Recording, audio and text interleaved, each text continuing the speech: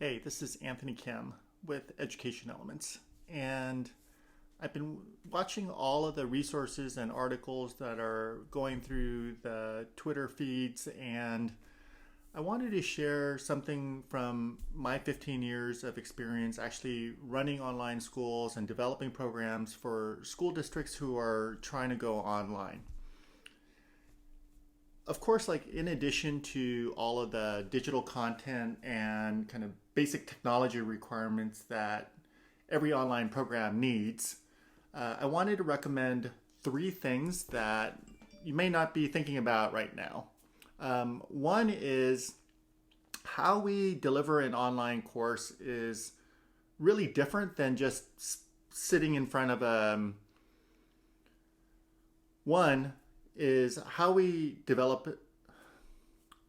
One is how we actually deliver an online lesson is just completely different than doing it in person. Just like how we meet online is different than how we might meet in person. So I personally like it when we have multiple facilitators in the online environment to support the instructor.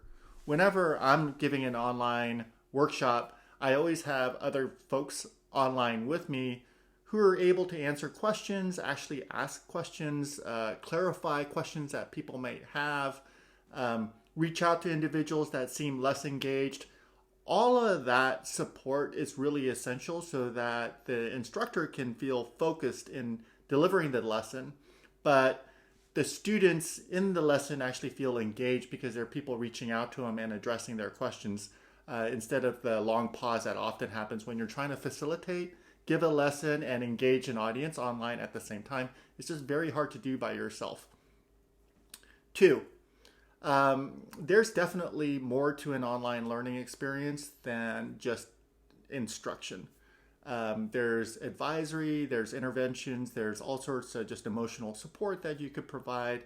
I think that if you had a call center or some sort of online support desk using even Twitter or Facebook Messenger, that's just all of that would just be great in order to keep students engaged, answer questions, both in class and also out of class.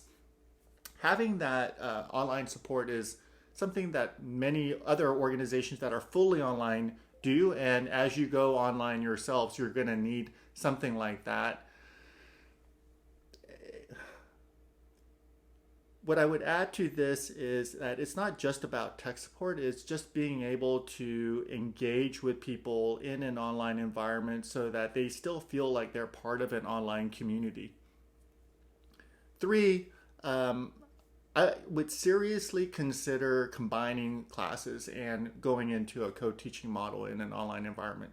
You're not bound by walls in an online environment, so you don't necessarily have to keep the classes to a certain size.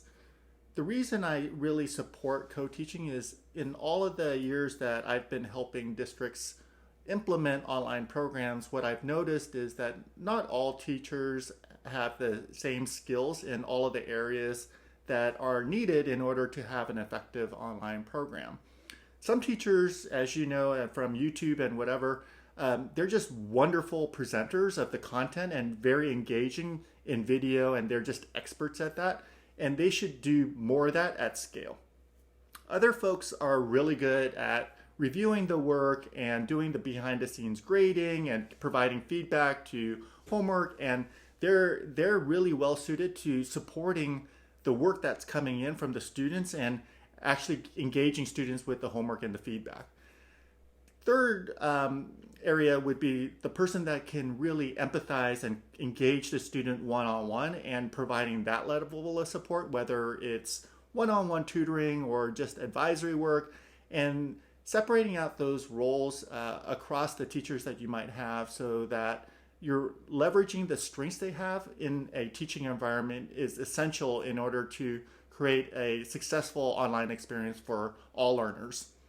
So hopefully those are useful tips for you to consider as you launch into distance learning, remote learning, virtual learning, online learning, all of the different things that I've heard online. But if you have any questions, I'm always available. You could direct message me on Twitter at AntonX. And